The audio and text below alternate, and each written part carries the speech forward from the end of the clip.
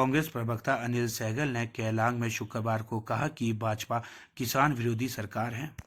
उन्होंने कहा कि आज किसानों की स्थिति अत्यधिक दयनीय। उन्होंने कहा कि देश में 70% आबादी किसानों की है, जो कि देश की आय को बढ़ाने में महत्वपूर्ण योगदान दे रही है, लेकिन उसके बावजूद भी केंद्र सरकार किसानों की विरोधी है। उन्होंने कहा कि आज किसानों की स्थिति इतनी बदतर हो चुकी है कि उन्हें धरने पर बैठना पड़ रहा है, लेकिन उसके बावजूद भी किसानों के साथ कोई भी वार्तालाप केंद्र सरकार नहीं कर रही है, जो कि बेहद दुखद बात है।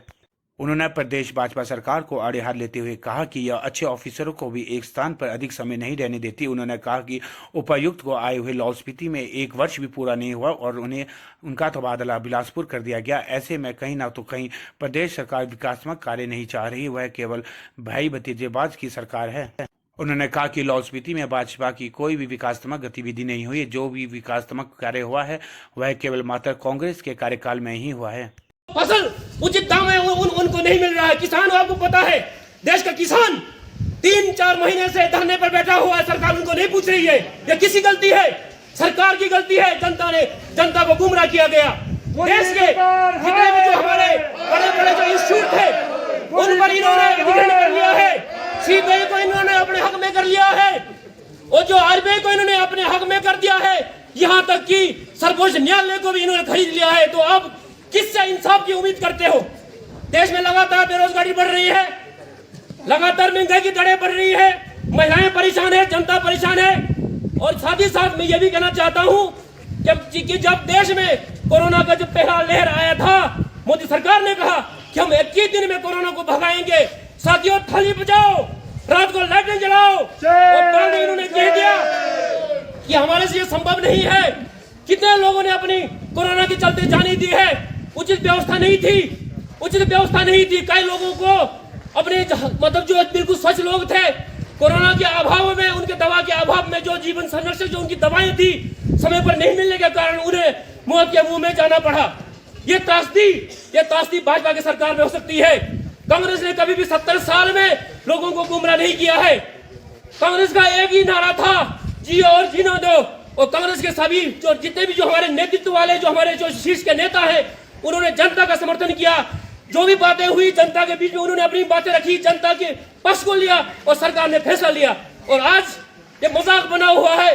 भाजपा की सरकार किसी की नहीं सुनती है, उनको सुनना भी नहीं है, क्योंकि उन्होंने 5 साल में सत्ता करना। और इन्होंने, आपको पता है, इन्होंने कहा था कि हमें आप 10 साल दीजिए, हम विकास करेंगे। अब यहाँ विकास देख लीजिए, कितना विकास हुआ है। मैं लाहौल स्पीति की बात करना चाहता हूँ। आदरणीय रवि ठाकुर जी हमारे बीच मौजूद हैं, पूर्व विधायक रहे हैं। कांग्रेस के कार्यकाल में जो हमने विकास की गति को एक आगे पहुंचाया था, वो विकास आज थम सा गया है। जो भी कार्य हो रहे हैं हमारे कांग्रेस की देन है, और भाजपा के कार्यकाल में उस काम को रोका गया है। यहाँ सिर्फ भेदभाव हो रहा है। आपको पता है, यहाँ पर उपायुक्त आए थे, हमें लगा क्योंकि उपायुक्त ने बहुत अच्छे काम किए थे, कुछ वर्ष मतलब इनको अभी साल भी नहीं हुआ पूरा, तो इन्होंने तबादला कर दिया। क्यों? इसके पीछे सबको मालूम है भाजपा की क्या सोच थी, विधायक की क्या सोच थी। क्योंकि उनको अपने मन मुताबिक जो अफसर चाहिए, क्योंकि ये अफसर ऐसे थे जो गलत काम को करना नहीं चाहते थे, उनको सिर्फ विकास करना है।